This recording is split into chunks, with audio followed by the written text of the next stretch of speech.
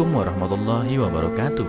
Apa kabar kalian? Semoga kalian baik-baik saja dan tetap diberikan kesehatan oleh Allah Subhanahu wa taala. Bantu channel kami dengan cara subscribe dan tekan tombol lonceng kalian. Terima kasih. Semoga kisah ini bermanfaat.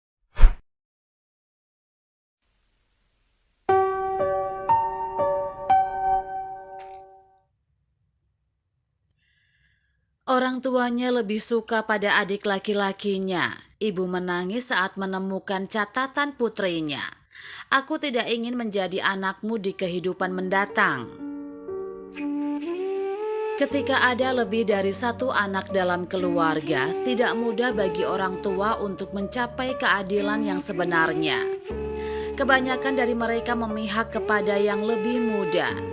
Mereka merasa bahwa anak yang lebih kecil belum bisa mengurus diri sendiri dan membutuhkan perhatian orang dewasa. Sehingga orang tua sering meminta anaknya yang lebih besar untuk menyayangi adik-adiknya. Tetapi orang tua tidak menyangka hal ini akan menyebabkan ketidakseimbangan psikologis pada anak.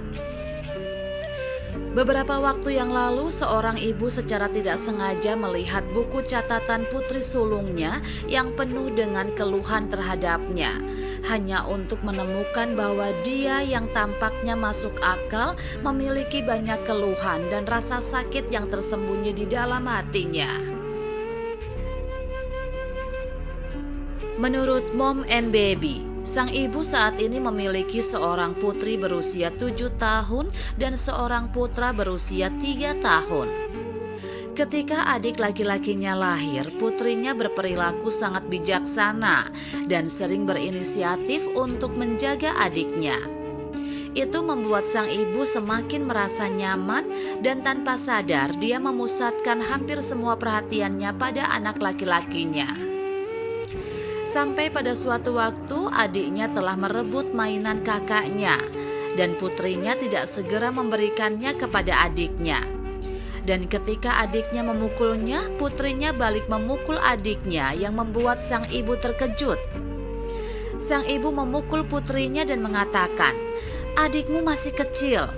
Jika kamu meminjamkannya untuk bermain, dia akan mengembalikannya kepadamu ketika dia sudah bosan." Kemudian ketika sang ibu sedang membersihkan kamar, dia secara tidak sengaja menemukan buku catatan yang ditulis oleh putrinya.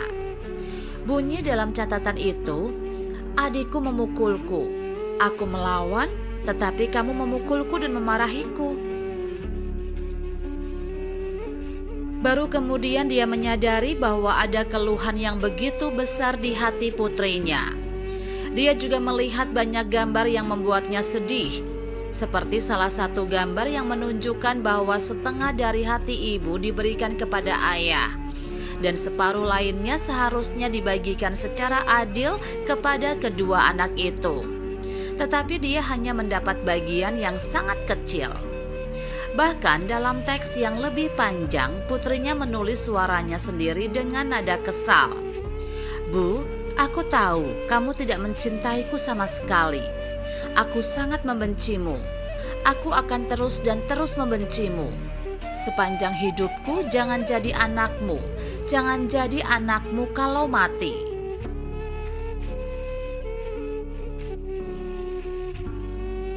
Setiap kata penuh dengan ketidakpuasan terhadap ibunya yang membuatnya merasa sangat sedih.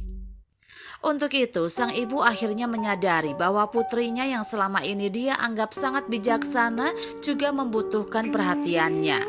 Sehingga dia berkata bahwa dia akan lebih memperhatikannya di masa depan dan memberi putrinya lebih banyak cinta. Setelah membacanya, banyak netizen yang meninggalkan pesan. "Sebagai orang tua, Anda harus berhati-hati dan adil ketika merawat anak-anak Anda.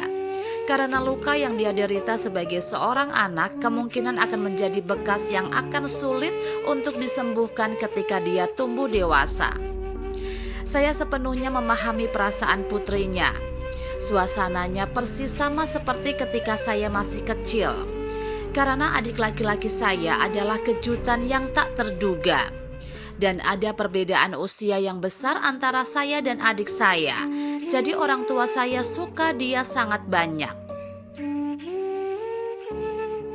Ketika orang tua sedang mengandung anak kedua, mereka harus membiarkan anak pertama berpartisipasi dalam seluruh proses, seperti membiarkannya merasakan detak kehidupan baru dan memperlakukan anak kedua dengan cara yang sama seperti anak pertama, lalu memberitahu anak pertama bahwa ibu akan sibuk mengurus dua anak.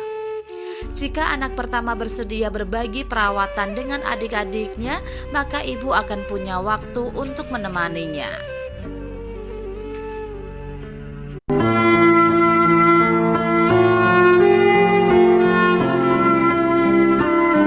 Assalamualaikum warahmatullahi wabarakatuh. Apa kabar kalian? Semoga kalian baik-baik saja dan tetap diberikan kesehatan oleh Allah Subhanahu wa taala. Bantu channel kami dengan cara subscribe dan tekan tombol lonceng kalian.